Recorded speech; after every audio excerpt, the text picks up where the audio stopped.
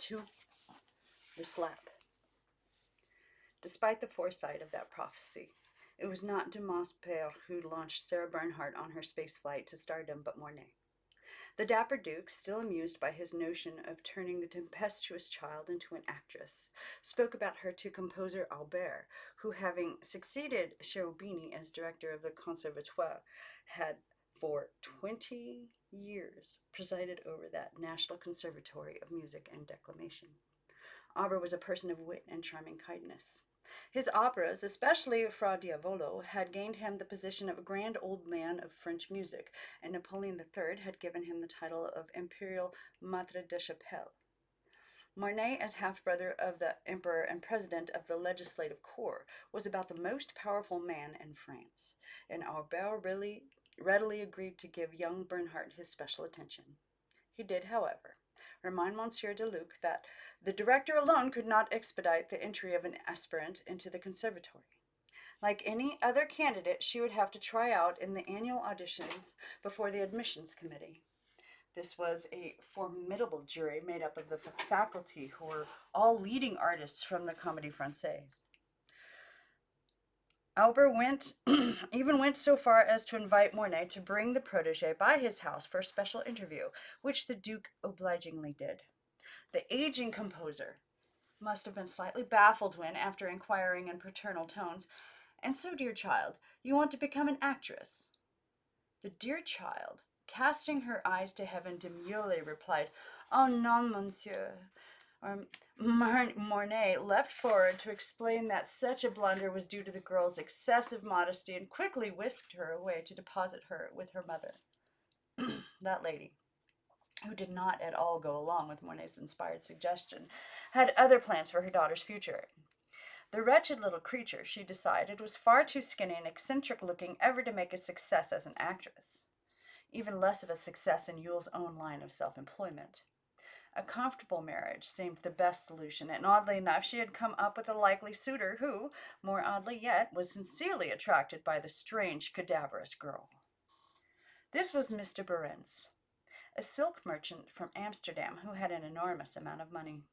He also had an enormous amount of hair.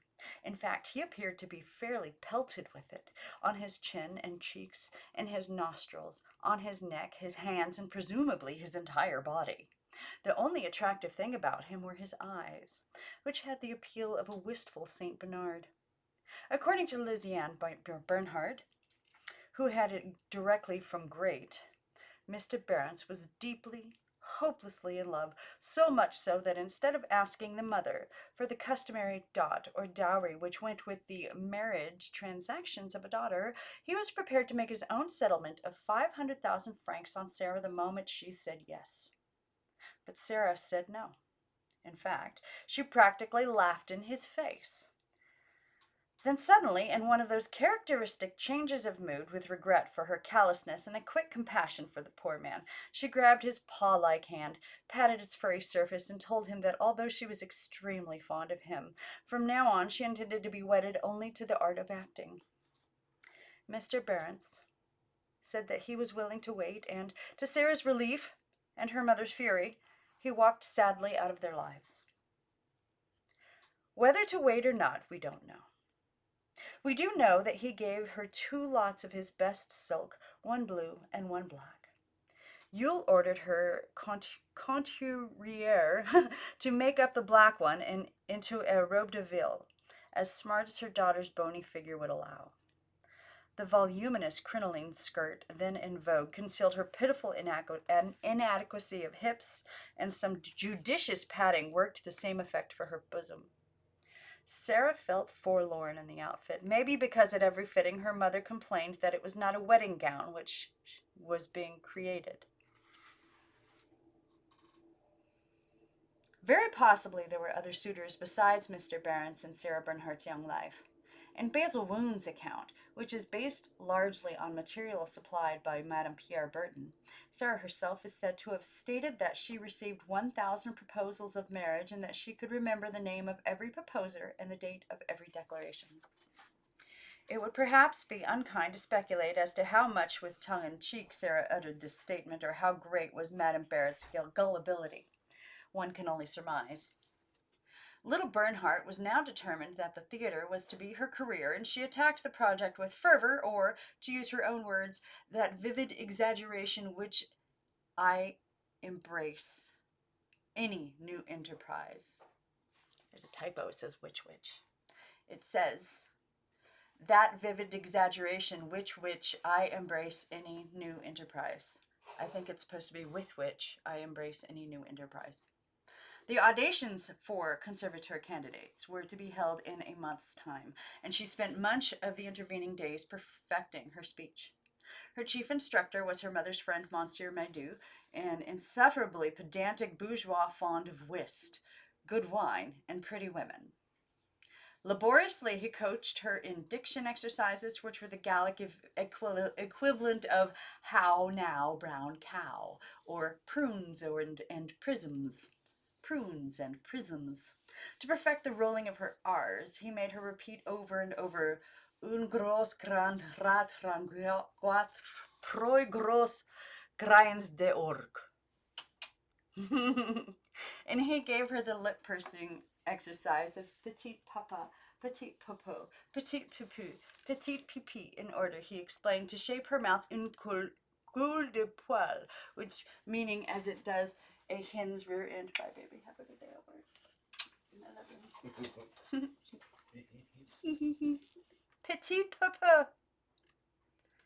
He explained, to shape her mouth in cul de poule, which meaning as it does a hen's rear end.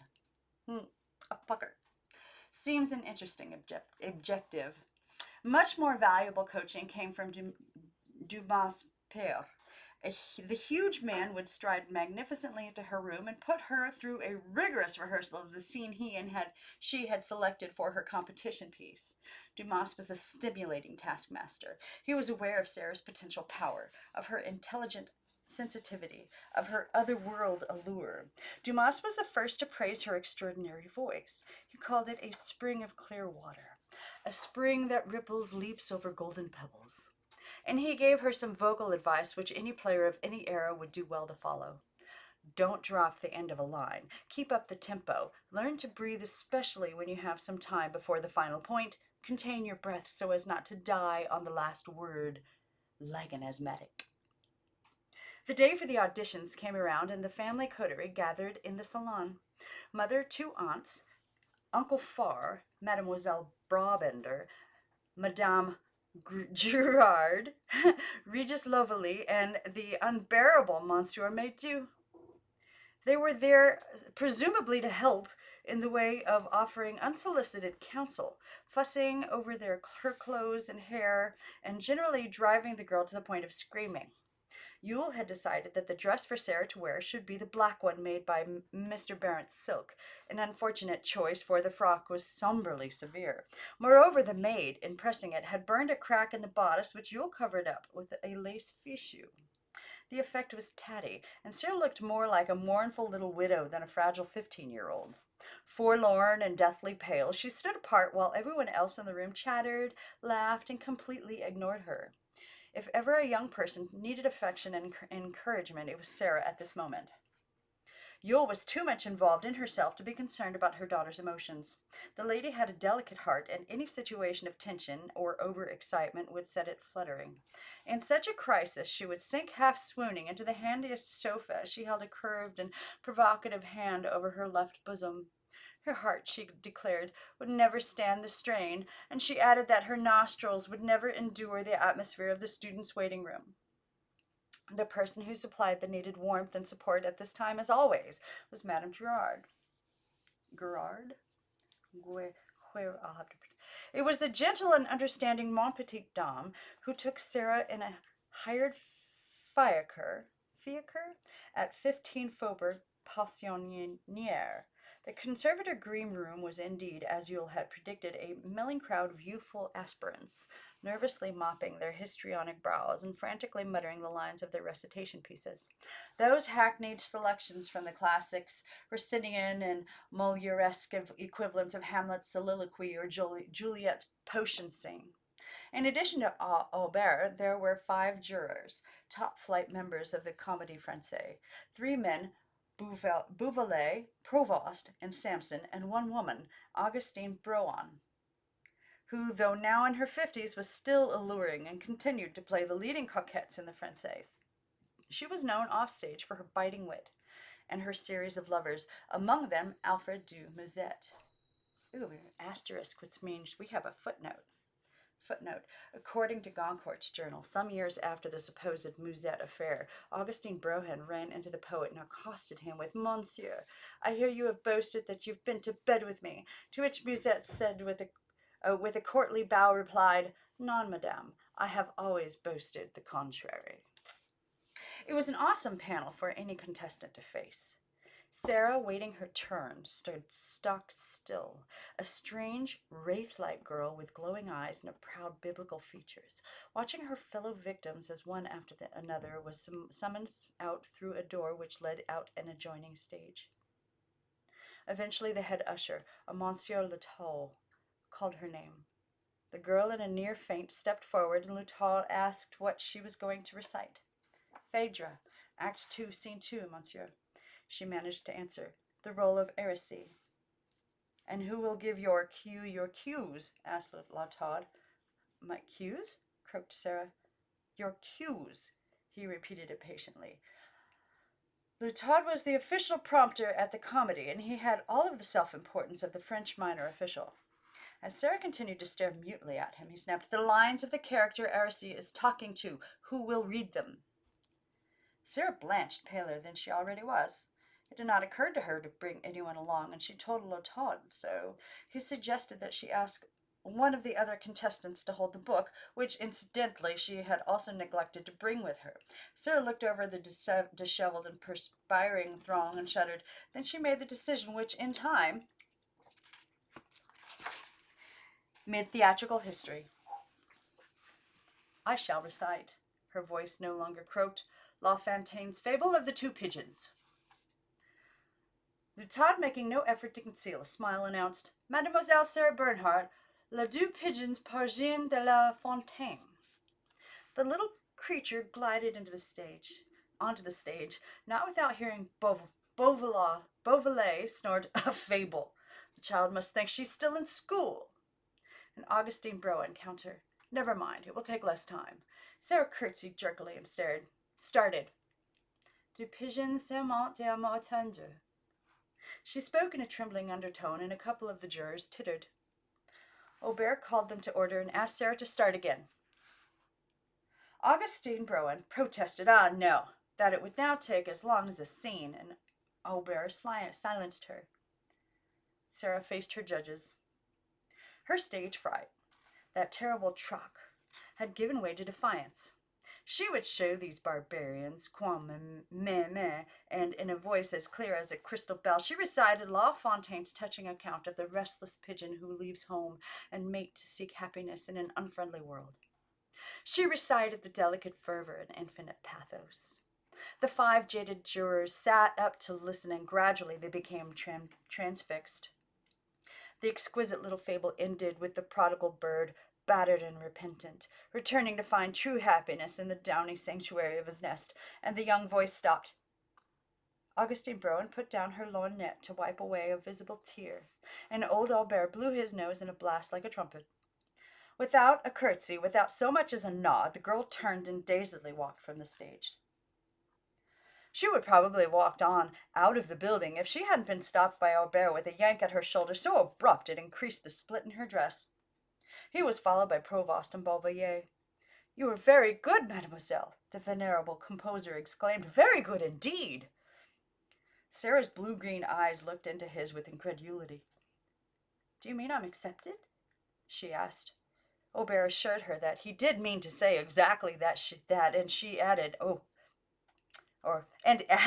"I'm sorry that voice of yours isn't destined for a musical career." Years later, Bernhardt told a reporter that Aubert's chance remark had given her the inspiration to bring music into every sound she uttered. The Albert further staggered her with the information that Provost and Beauvilliers each wanted her in his class, and which teacher would she choose? Sarah looked them both over and shyly stated that she would like to be the pupil of Monsieur Provost. And it was an unerring choice. Provost was one of the best actors of his day.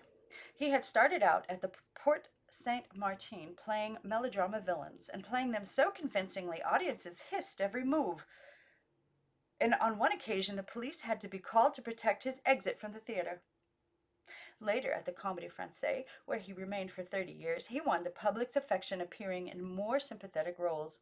Théophile Gautier wrote of him, "He's a very great actor, Provost. What naturalness, what great humor, and at the same time what finesse." Provost thanked little Bernhardt for choosing his class and kindly shook her hand. Speechless with excitement, she rushed to join Madame Gerard, who hailed a fiacre. And jubilant, the two hurried back to the Rue Saint Honore to tell the great news to the mother, who in no way shared their elation. Judith Bernhardt always underestimated her daughter's extraordinary gifts.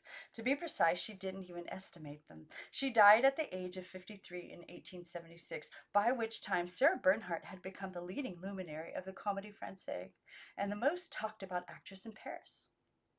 Jean was Yule's favorite child, and Sarah's spectacular success left her unimpressed.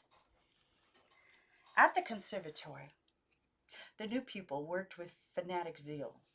Having made up her mind to become an actress, she was determined to be the greatest actress in the world. She practiced her diction exercises hours on end, memorized many more roles than those assigned to her, and fairly acted her heart out in classroom recitations. She also put on an occasional non-curricular performance. Her mother supplied her with daily money for luncheon and transportation on the horse-drawn Imperial omnibus, which thundered its way along the grand boulevards. Sarah, going without lunch for a few days and walking the sizable distance between home and the conservatory, would save up enough sous to hire a cab for the simple satisfaction of pulling up before the institute in a style to astonish the other students. Halfway through the 2-year course, Provost fell ill, and Sarah was transferred to Samson's class. This was by no means a disastrous move, as Samson was a superb teacher. He himself had studied under Talma, Napoleon's favorite actor, and he passed on to his pupils what he'd learned from the great tragedian. For 50 years, Samson was in the front ranks of performers, seldom appearing in the grand roles, but bringing such distinction to the secondary ones. It was said he played a valet as though he were playing the master. The dramatist Legouvé wrote that as an actor and author, Monsieur Samson was a man of true talent, but as a teacher, he was a man of true genius. He had taught many contemporary players at the Française, and years earlier had been one of the first to recognize the latent genius of Rachel, when that extraordinary artist had hardly emerged from being a street singer. Samson was her advisor throughout her all too brief career, and Rachel would never tackle a new role without his intensive coaching. Sarah found Samson superbly stimulating as an instructor. The one way in which he let her down, and it was a big letdown, was in his choice of the 2 selections he assigned her for the concours de sortie. Concours de sortie? This was a commencement competition in which each member of the graduating class was called upon to perform 2 scenes, one of tragedy, one of comedy, to vie for prizes awarded by the faculty. The prizes were desperately coveted. A first in tragedy might easily lead to a beginner's engagement at the Odeon, or the possibility the Française, and even an honorable mention in comedy could open doors in the boulevard theaters. For Sarah's competitive numbers, Samson chose as a comedy selection a scene from L'École des Bayards, and for tragedy an excerpt from the La Fille de Cid, both by Casimir Delavigne. Sarah was crushed. Although she was only 17, she had an instinctive sense of what was good theater and what was bad. As a dramatist, Casimir Delavigne wasn't exactly bad, but he wasn't exactly good either. His plays, written in stilted verse and celebrating noble moments in history, had been extremely popular in their day, but it was a day that had ended some 20 years before. Young Bernhardt sensed their outmoded quality and told Samson as much, but her professor stuck stubbornly to his choice. Sarah considered the choice nothing short of a disaster and, sick at heart, studied up on the dismal parts. Further disaster fell on the morning of prize day. Yule, in an impulse of maternal concern, suddenly decided to raise Sarah's morale by improving her appearance. To this end, she called in her own coiffeur and ordered him to do something about her daughter's hair. What the coiffeur did was to make a complete botch of the unruly mane. The wretched man did his best to smooth out the kinks with oily pomade, an effort which gave it the appearance of a floor mop which hadn't been washed in months. He tried to arrange it into the falling ringlets so popular in the 60s. Sarah's hair was not only thick and fuzzy, it was stubbornly short, and the coiffeur himself was the first to admit that the curls looked like small sausages. He cursed. Yule scolded as though the state of her daughter's hair were an act of deliberate insubordination, and Sarah broke into racking sobs. All the way to the conservatoire, her sobs continued, and when eventually she stepped out before the faculty jury, she looked a holy horror. Having made a last-minute attempt to comb out the sausages, her hair now rose wildly up like Strelpeters. Her eyes were red-rimmed, and when she started to speak, her voice was a forlorn foghorn. Her first recitation, the bit from Le Fil de Cid, was for tragedy, and she acquitted herself lamentably. Without having to glance at the glum faces of the judges or the bored expression of her mother stifling a yawn in the visitors' row, she knew this only too well. Then she started her comedy test, and that inner spark of indomitable determination which, whenever her spirits and circumstances were at rock bottom, flashed like a self-renewing dynamo, seemed to kindle her entire being. Her head rose high, her voice rang clear, and she played the little excerpt from L'École des Beillards with such delicious delicacy and humor she completely captured her audience. She also captured a second prize. The first was won by Marie Lloyd. Asterisk. Not to be confused with the later Marie Lloyd of English music hall fame. A pretty young thing about whom little is known other than that she went on to the Comédie Française, where for 30 years she played soubrettes with verve and no particular distinction. Marie Lloyd's chief claim to immortality rests in her having won a prize ahead of the country's most celebrated actress. And we're going to call that part 1. Chapter 2, part 1.